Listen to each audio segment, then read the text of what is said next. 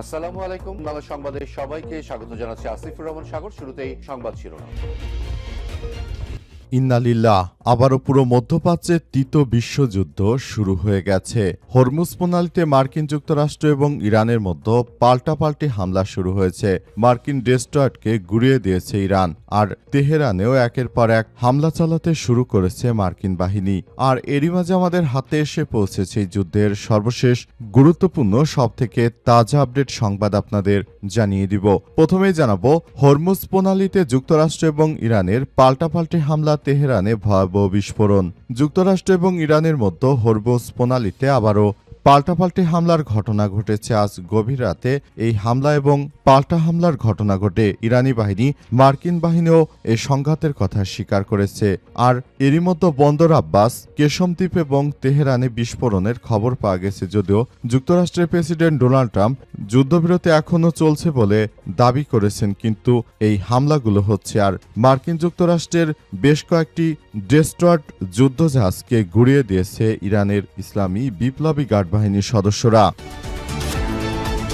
এরপর জানাবো, লেবাননের দক্ষিণ অঞ্চলে ইসরায়েলি হামলায় নিহত 2। দক্ষিণ লেবাননের হাবুস শহরে ইসরায়েলি বিমান হামলায় 2 জন নিহত হয়েছে। লেবাননের জাতীয় সংস্থা এনএনএ এই তথ্য নিশ্চিত করেছে। প্রতিবেদনে বলা হয়েছে, শহরটির সড়কে একটি পিকআপে হামলা চালিয়েছে ইসরায়েলিরা। দখলদারদের সঙ্গে যুদ্ধবিরতি থাকা সত্ত্বেও তারা এই নির্বিচারে হামলা চালাচ্ছে লেবাননে।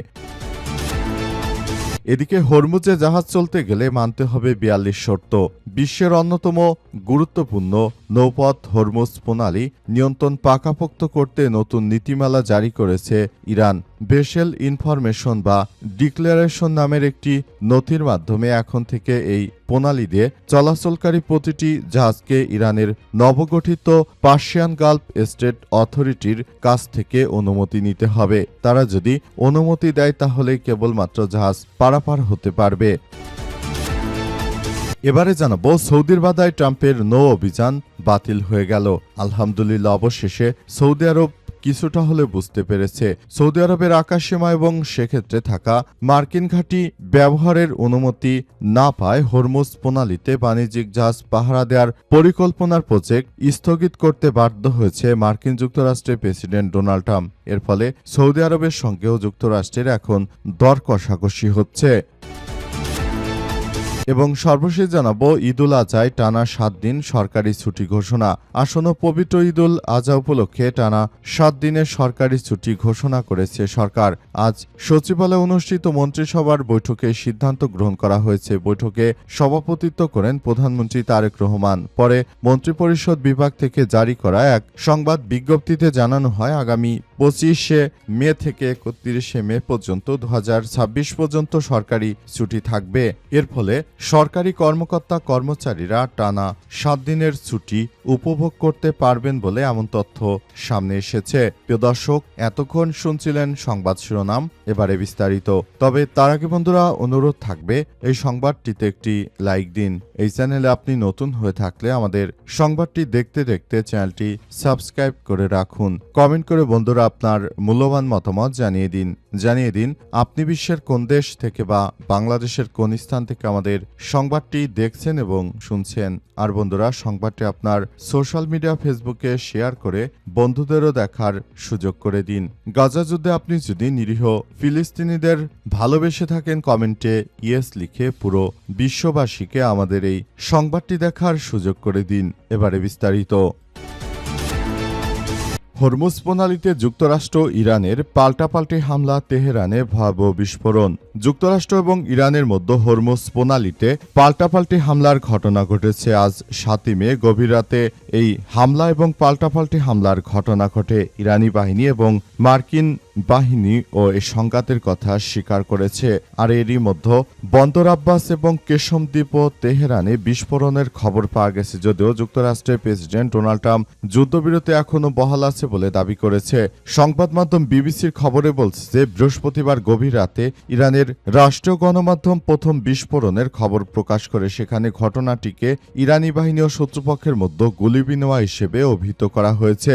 ইরানের রাষ্ট্রীয় প্রচার মাধ্যম এক অজ্ঞাত সামরিক কর্মকর্তার বরাত দিয়ে জানিয়েছে একটি ইরানি ট্যাঙ্কারে যুক্তরাষ্ট্রের হামলার পর এই সংঘর্ষের সূত্রপাত ঘটে। তাদের দাবি পোনালিটিতে অবস্থানরত শত্রুপক্ষের ইউনিটগুলোকে লক্ষ্য করে ইরানও পাল্টা ক্ষেপণাস্ত্র হামলা চালায়। পরে যুক্তরাষ্ট্রের সামরিক বাহিনীও সংঘর্ষের বিষয়টি নিশ্চিত করেছে। এক বিবৃতিতে যুক্তরাষ্ট্রের সামরিক বাহিনী সেন্ট্রাল কমান্ড বা সেন্টকম জানিয়েছে যে এই পরিস্থিতিতে যে কোনো মূল্যে দখলদারেরা আসলে শুরু থেকে যে সন্ত্রাসী কার্যক্রম করছিল সেগুলোকে প্রতিহত করে দিয়েছে ইরানের ইসলামী বিপ্লবী গার্ড বাহিনীর সদস্যরা। সেন্টকম জানায় যুক্তরাষ্ট্রের যুদ্ধজাহাজ ইউএসএস ট্রাক ইস্টার্ন ও ইউএসএস রাফায়েল পেরাল্টা এবং ইউএসএস ম্যাসনরের উপর ইরানি ক্ষেপণাস্ত্র ও ড্রোন ছোট ছোট নৌযান দিয়ে হামলা চালানো হয়, তবে কোনো মার্কিন সামরিক সম্পদ ক্ষতিগ্রস্ত হয়নি বলে দাবি করেছে তারা। হাস্যোদ্যক কথা হলেও সত্য যে মার্কিন যুক্তরাষ্ট্রের ক্ষতি হলেও তারা বিষয়টি স্বীকার করে না। নতুন করে আবারও এই ভয়াবহ যুদ্ধ শুরু হওয়ার পরই পুরো মধ্যপ্রাচ্য জুড়ে আবারও ভয়াবহ সংঘাত শুরু হয়ে গেল এবং এই সংঘাত কোথায় গিয়ে শেষ হয় সেটি এখন পর্যন্ত বোঝা যাচ্ছে না। সংঘাতের তীব্রতা খুবই তীব্র থেকে তীব্র আকার ধারণ করছে এবং ধারণা করা হচ্ছে সংঘাত থেকেই তৃতীয় বিশ্বযুদ্ধ আবারও শুরু হয়ে যাচ্ছে। মার্কিন যুক্তরাষ্ট্র আবারও যে আক্রমণ চালিয়েছে ইরানের উপর, ইরান কোনোভাবেই তাদেরকে ছাড় দেবে না। ইরান নতুন করে পাল্টা আক্রমণ যে কোনো টাইমে শুরু করবে বলে এমন তথ্য সামনে এসেছে। মার্কিন যুক্তরাষ্ট্রকে ধসিয়ে দেওয়ার জন্য ইরানের ইসলামী বিপ্লবী গার্ড বাহিনীর সদস্যরা তারা পুরোপুরি প্রস্তুতি নিয়ে রেখেছে। তারাও পাল্টা আক্রমণ শুরু করায় দখলদার আমেরিকা এবং দখলদার ইহুদিরা তারা পুরোদমে টের পাচ্ছে যে ইরান আসলে কি পারে। পরিস্থিতি পুরোই উল্টে গেছে। লেবাননের দক্ষিণ অঞ্চলে ইসরায়েলি হামলায় নিহত 2। লেবাননের দক্ষিণ অঞ্চলে হাবুর শহরে ইসরায়েলি বিমান হামলায় 2 জন নিহত হয়েছে। লেবাননের জাতীয় সংবাদ সংস্থা এনএনএ এই তথ্য নিশ্চিত করেছে। প্রতিবেদনে বলা হয়েছে যে শহরটির সড়কে একটি পিকআপে হামলা চালিয়েছে ইসরায়েলিরা। লেবাননের যোদ্ধাদের সঙ্গে যুদ্ধবিরতির মধ্যে লেবাননে নতুন করে আবার ইসরায়েলি সন্ত্রাসী এই হামলা শুরু হয়েছে। সন্ত্রাসীরা আসলে যেভাবে কার্যক্রম চালিয়ে যাচ্ছে এটি পুরোপুরি আসলে বড় ধরনের একটি সংঘাতময় পরিস্থিতির সৃষ্টি হতে পারে বলে এমন তথ্য সামনে এসেছে। সবকিছু একদম ধ্বংসস্তূপে পরিণত হচ্ছে। দখলদারদের একরকম ধ্বংসস্তূপে পরিণত করা হচ্ছে। যে কোনো মূল্যে দখলদারদের মাটির সঙ্গে মিশিয়ে দিচ্ছে ইরানের ইসলামী বিপ্লবী গার্ড বাহিনীর সদস্যরা। দখলদারেরা কল্পনা করতে পারেনি যে আসলে তাদের কি হতে চলেছে। দখলদারেরা শুরু থেকে যে ধরনের কার্যক্রম শুরু হচ্ছে সেটি কোনোভাবেই আসলে গ্রহণযোগ্য হতে পারে না। চলছে হামলার পর হামলা, আর এরই মাঝে আমাদের হাতে এসে পৌঁছেছে যুদ্ধের সর্বশেষ গুরুত্বপূর্ণ সবথেকে তাজা আপডেট সংবাদ। ইহুদিবাদী দখলদারদের উপরে আজ নতুন করে আরেক দফা হামলা চালিয়েছে ইরানের ইসলামী বিপ্লবী গার্ড বাহিনী। হরমুজে জাহাজ চলতে গেলে মানতে হবে 42 শর্ত। বিশ্বের অন্যতম গুরুত্বপূর্ণ নৌপথ হরমুজ প্রণালীর নিয়ন্ত্রণ পাকাপোক্ত করতে নতুন নীতিমালা জারি করেছে ইরান।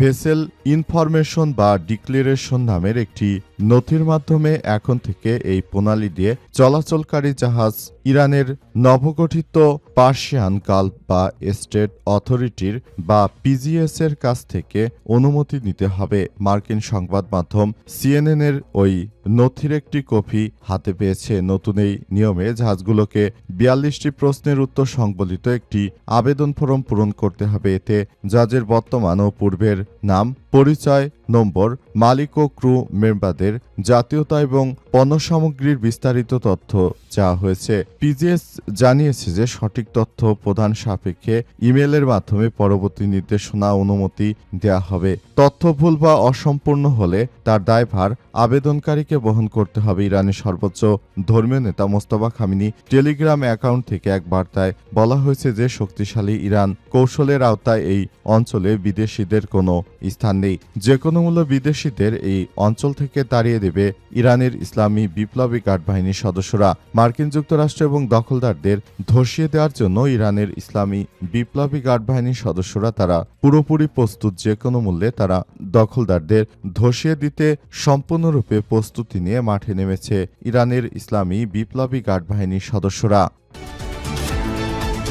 সৌদির বাধায় ট্রাম্পের নৌ অভিযান স্থগিত। সৌদি আরবের আকাশসীমা এবং সেদেশে থাকা মার্কিন ঘাঁটি ব্যবহারের অনুমতি না পাওয়ায় হরমুজ প্রণালীতে বাণিজ্যিক জাহাজ পাহারা দেওয়ার পরিকল্পনা বা প্রজেক্ট ফ্রিডম স্থগিত করতে বাধ্য করা হয়েছে মার্কিন প্রেসিডেন্ট ডোনাল্ড ট্রাম্প। সৌদি যুবরাজ মোহাম্মদ বিন সালমানের আপত্তির মুখে 24 ঘণ্টার মধ্যে এই নৌ অভিযান পিছু হটল ওয়াশিংটন। সংশ্লিষ্ট সামরিক ও কূটনৈতিক সূত্রের বরাত দিয়ে জানা গেছে যে গত রোববার ট্রাম্প যখন হঠাৎ করে হরমুজ প্রণালীতে মার্কিন সামরিক পাহারায় জাহাজ চলাচলের ঘোষণা দেন তাতে ক্ষুব্ধ হয় রিয়াদ। মঙ্গলবার সৌদি কর্তৃপক্ষ স্পষ্টভাবে জানিয়ে দিয়েছে যে এই অভিযানের জন্য তাদের আকাশসীমা বা ঘাঁটি ব্যবহার করতে দেওয়া হবে না। যথাযথ পরিকল্পনা ছাড়া এই ধরনের পদক্ষেপ ইরানের সঙ্গে উত্তেজনা বাড়িয়ে দিতে পারে বলে সৌদি আরব আশঙ্কা করছে। পারস্য উপসাগরে মার্কিন নৌবাহিনী জাহাজগুলো সুরক্ষার জন্য যুদ্ধবিমান ও অ্যাটাক হেলিকপ্টার ব্যাপক আকাশ সহায়তা প্রয়োজন। সৌদি আরবের আকাশসীমা ব্যবহারের অনুমতি না মেলায় পুরো পরিকল্পনাটি অবাস্তব হয়ে পড়েছে। এরপরই ট্রাম্প মোহাম্মদ বিন সালমানের মধ্যে জরুরি ফোনালাপ হয়। তবে আশঙ্কার কথা হচ্ছে যে তাদের মধ্যে ফোনালাপ হলেও কোনো বিষয়ে চুক্তিতে তারা একমত হতে পারেনি। তারা দুইজনই এই চুক্তি করতে গিয়ে পুরোপুরি ব্যর্থ হয়ে গেছে। মার্কিন যুক্তরাষ্ট্র এবং দখলদার ইসরায়েলি বাহিনী তারা শুরু থেকে যে ধরনের কার্যক্রমগুলো চালিয়ে গেছে এর জন্য আসলে সবকিছু দেখভাল করার মধ্য দিয়ে যাচ্ছে এবং সবকিছু যার যার জায়গা থেকে পুরো পরিকল্পনাগুলো সাজিয়ে ফেলছে। তবে পরিস্থিতি যতই খারাপ আকার ধারণ করুক না কেন সবকিছুর জন্য মার্কিন যুক্তরাষ্ট্রই দায়ী, কারণ তারা শুরু থেকে একটি গণতান্ত্রিক রাষ্ট্রের উপর হামলা চালানো যে সাহস দেখিয়েছে এটি পৃথিবীর ইতিহাসে বিরল ঘটনা। তারা যদি এভাবে এই সব রাষ্ট্রগুলোর উপর আক্রমণ চালায় সেক্ষেত্রে ইতিহাসের সব থেকে কুখ্যাত ব্যক্তিত্বের তালিকায় তারা পড়ে যাচ্ছে।